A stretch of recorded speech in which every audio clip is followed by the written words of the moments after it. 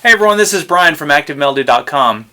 Well, as a guitar player, one of the things that's going to happen at some point in your journey as you become more comfortable with it is you're going to play along with other musicians. You're going to either join a jam session or join a band or write music with other people, or maybe if that's not your scene, maybe you just want to play on your own. You're going to play along with a jam track or your favorite album or something. There's going to be some accompaniment happening there.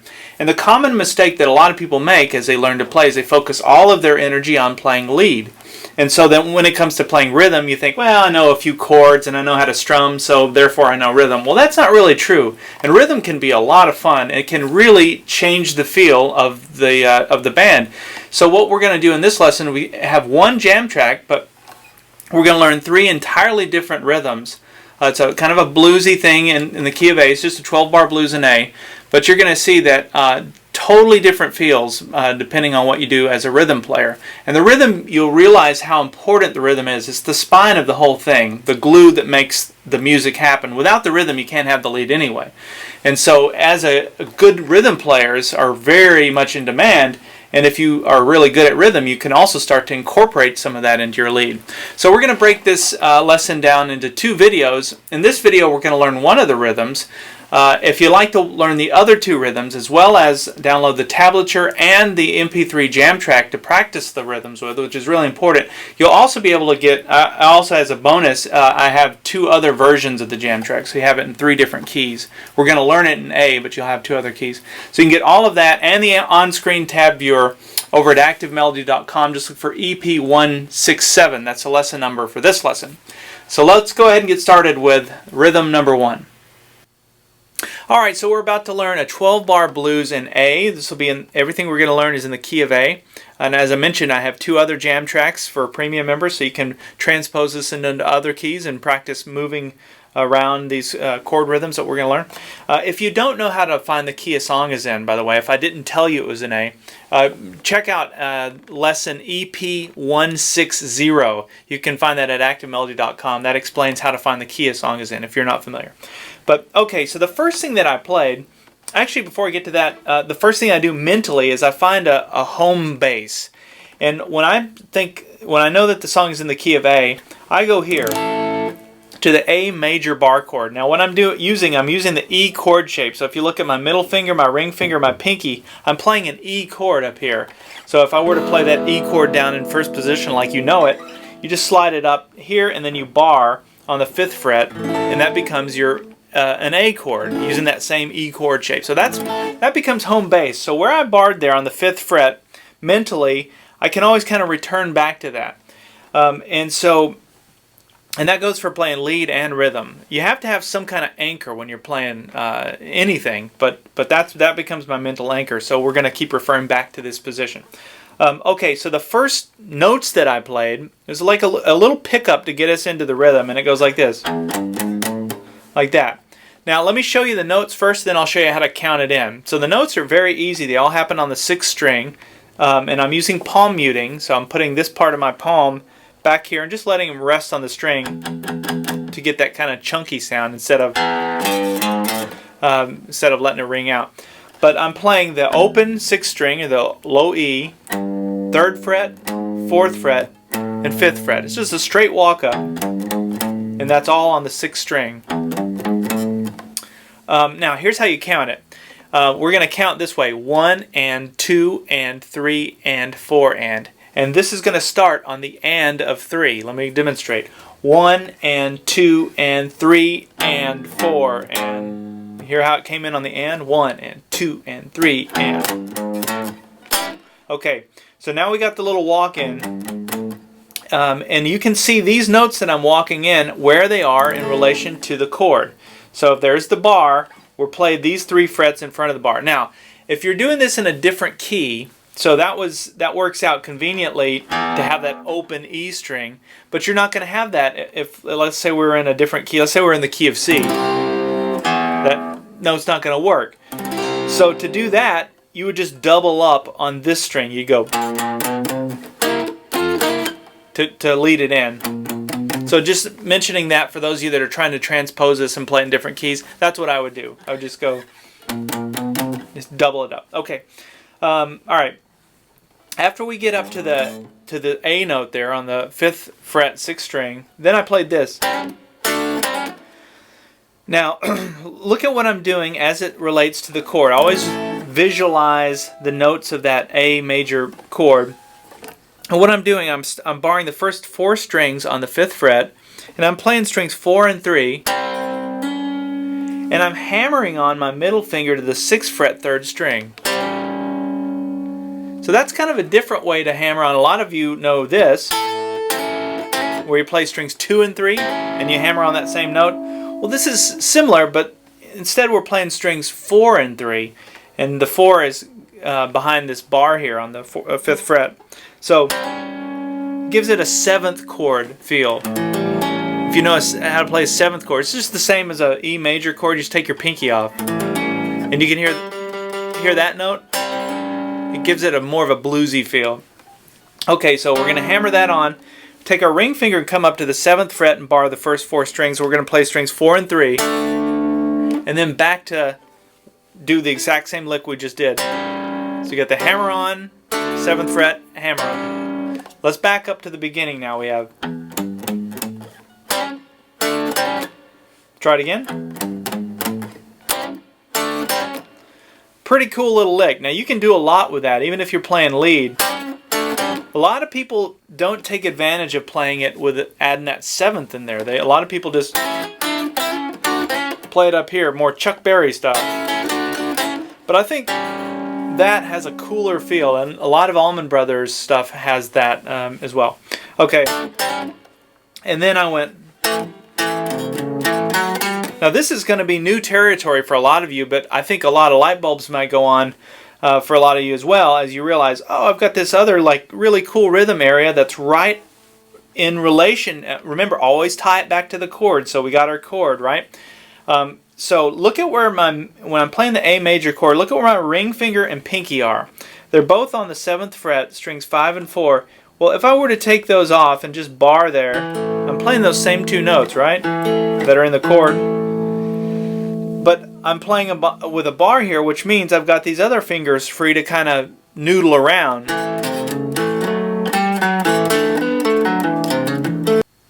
So the way we're going to play this lick is we're going to do 2 downstrokes, playing strings 5 and 4, and then my middle finger comes up here to the 8th fret 6th string, ring finger to the 9th fret 6th string. So we have back to the strings 5 and 4 again, keeping this bar down the whole time, by the way. Now watch this. Ring finger goes up to the 9th fret 5th string, and then it slides up to the 10th fret on the 5th string. Keeping this bar down if you can. I actually have a hard time even demonstrating it. But what I'm trying to do is play those 2 notes. If you can't do it, if that's too much of a stretch, you have other options. You can either use your pinky, or you can just play that note by itself. It's going to sound fine either way, because it happens really quick. But just by hitting that note, it defines that 7th again. You're playing that bluesy sounding 7th chord. So and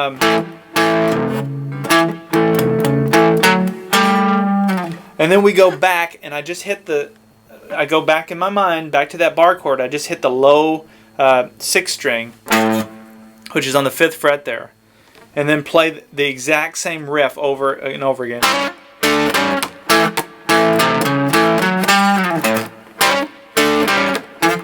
Now let's think of the timing is critical on this, and it always is in rhythm. But what I'm doing, you can hear there's a lot of stops. Let me do it slowly so you can start to follow those. Hear how those little notes burst out? They're not going. And what I'm doing is I'm controlling that with my right hand by stopping the ringing of the string. See how quickly, I just do that intuitively, but how quickly that comes down. Same here.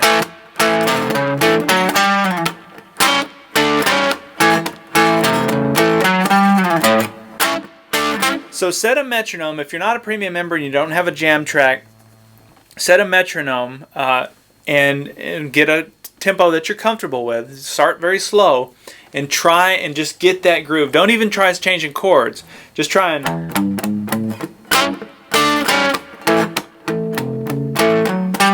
get a groove going. You can even hear it without the jam track. You can start to feel that groove. I can already tap my foot along to it. I get what's going on. Okay, so that's the whole A part. Now, the cool thing is we can take all of that and just very easily move it up the fretboard to the D part. So all I'm doing is I'm coming up to the 10th fret on the 6th string and hitting that note and playing exactly the same thing. Now look at how this works, because think of the D major bar chord. If you were to play it, you'd be playing it here. You'd be barring the 10th fret. So it's the exact same thing that we did here. You can start to see how these licks all play off the chord.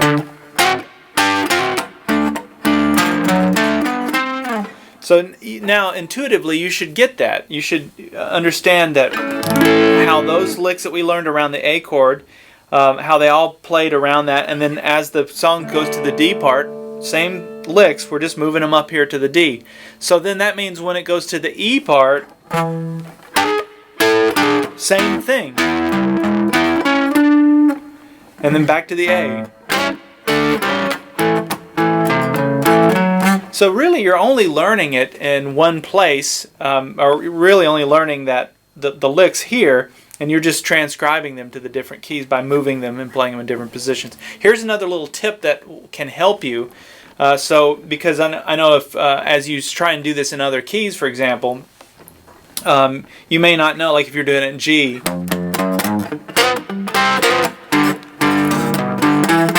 to go to the C part, it may not be intuitive to know, you may not have that memorized yet where that is, but you can just follow this little pattern. Check this out. Let me go back to A. Okay, when we go here, when I go up to this note, this fret where my ring finger went to, is actually where you need to play your next chord. You're just going to go to the 6th string on that same fret. See how it works? So watch when I play through the A.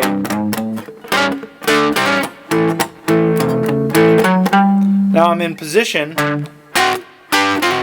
to go and play the 4 chord or the D. It just makes it easy because you can kind of feel it out. Wherever that finger lands, you just go down a string and then you're there for the 4 chord. So really, that makes it even easier. So then you can, as long as you can start this thing, you can feel your way around and play the rest of it. So anyway, that's one really cool rhythm. It's fairly easy to do. It works on an acoustic or electric guitar. Although some of these, I should say, I guess on an acoustic would be getting pretty high on the neck. If this is too high on your neck, if you're trying to do this on an acoustic, and that would be probably too high. Just do it down an octave lower. So do your E down here, and then back to the A. In fact, if I were playing rhythm behind a band, I would probably mix it up. I'd do the higher E and I'd do the lower E, and I'd go back and forth. Okay, let me play through it one more time, and then I'm going to show you, as a little bonus, another way to practice this, another little add-on. So here we go. Here's a slow version.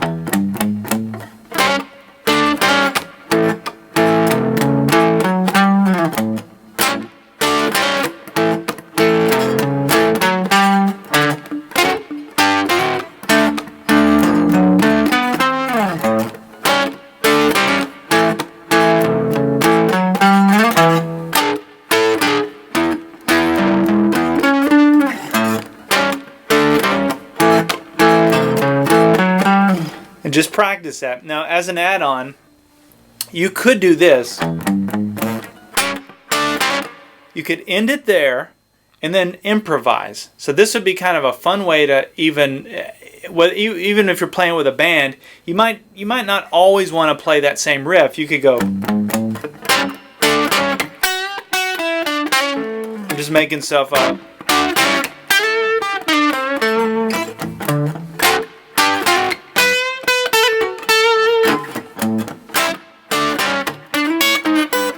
So what I was doing was just playing some minor pentatonic scale stuff in the key of A. And so that's just something you can start to improvise as a rhythm player, even though it's technically you're playing some lead stuff there. That's okay. You're holding the fort. You would have to feel that out in a band scenario as to if that's getting in the way or not. But you can go down to the E, back to the A. You can so start playing around with those minor pentatonic scale. You could go into the major pentatonic scale as well, and find some little licks that kind of work around that. So all you're doing, the repetitive, it's kind of call and response. The call would be, and then the response would be whatever you want it to be.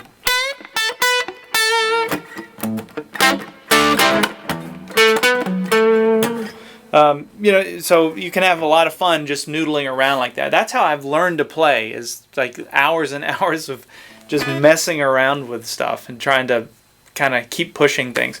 But I hope that gives you some ideas for one rhythm. We've got 2 more rhythms that we're going to learn in the next video. So make sure you tune in for that. If you're not a premium member, look into it. It's very affordable, and it's just lots and lots of material. I do a lesson like this every Friday. That's what we have in this video. I'll see you in part 2.